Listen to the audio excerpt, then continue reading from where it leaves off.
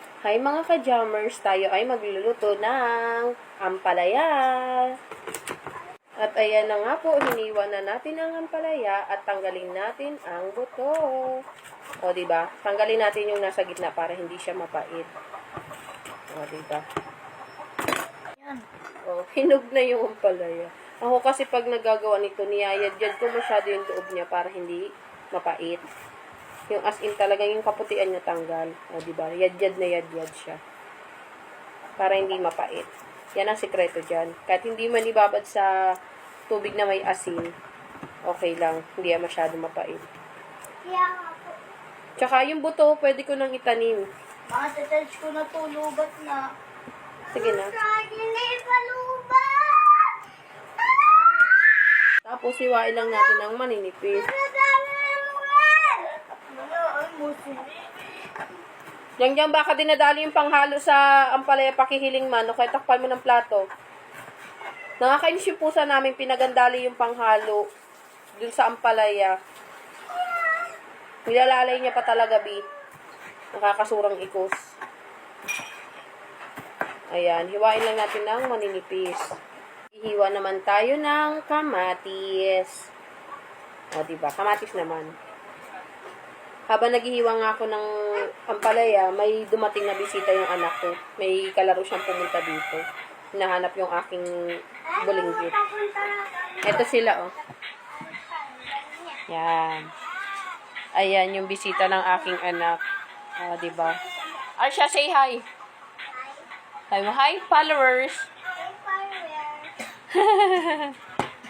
O, diba?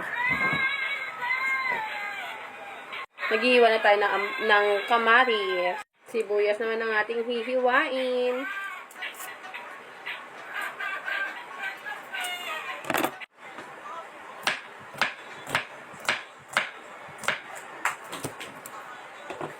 At bawang naman ang ating hihiwain. At itlog naman.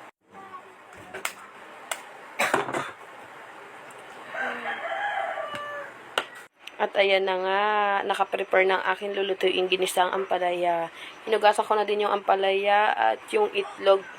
Pinisa ko na rin, 2 itlog na nilagay ko. Nilagyan ko ng asin, konting magic sarap at paminta. Tinimplahan ko na rin, o diba? Sarap yan. Ilagay na natin yung bentak. Ang tawag dito ay bentak. Eh guys, anong tawag sa inyo nito? Paki-comment nga sa bag. Ayan, papamantikain lang natin para mas malasa. Pero, pag yan nagmantika, madami yan. Tatanggalin natin, babawasan na lang natin. Tayin lang natin siya magmantika. Siya magmantika. O, diba? Ayan na, ang dami na niyang mantika. O, diba? Nagmantika na siya. Tapos ngayon, isasalin natin siya sa isang lalagyan na malinis para magamit natin yung mantika. Pag nagsasangag, o gisa-gisa tayo. O, diba? Masarap yan. O, diba? Isang tasang baso ang ating nakuhang mantika at ayan na siya ngayon. Igisa natin ang sibuyas bawang.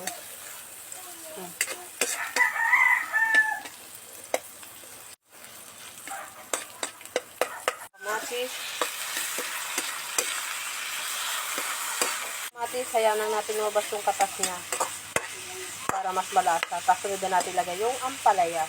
At ayan na nga, kumatas na ang kamatis. Ilagay na natin ang ampalaya. Ilagay ko na rin po yung paminta, asin at haluin na natin. Sarap yan.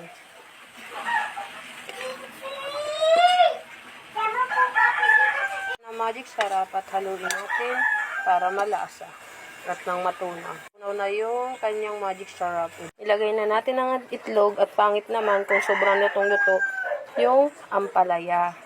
Ang pangit. Gusto ko yung half cook lang. Ayan. Yan ang sarap. Hindi siya mapait ng sobra. May pait siya pero hindi ganun. Konti lang. O diba? Ang sarap. Kasi niyad-yad mo yung pinakagitna niya, yung kulay puti.